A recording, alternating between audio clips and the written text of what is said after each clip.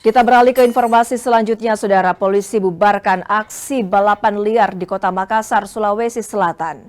Aksi balapan yang dilakukan pengendara motor ini sambil live streaming di media sosial. Para pelaku yang masih remaja berhamburan, bahkan nekat menerobos petugas.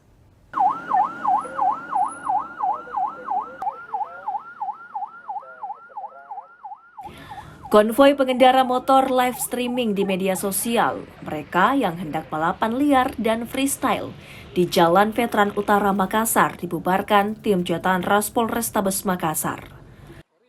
Pencegatan dilakukan petugas usai menerima aduan masyarakat saat pulang dari sholat subuh. Konvoi pengendara kocar-kacir, bahkan nekat menerobos barisan petugas. Tak satu pun pelaku diamankan, mereka hanya diimbau untuk pulang ke rumah masing-masing. Dan untuk menindaklanjuti live streaming yang dilakukan oleh kelompok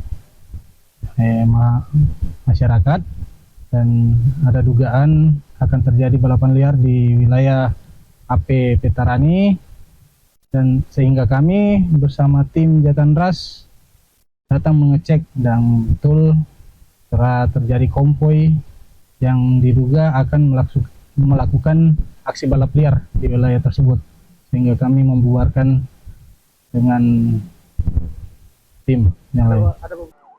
Polisi kini memperketat pengawasan sejumlah ruas jalan yang dijadikan aksi balapan liar dan freestyle.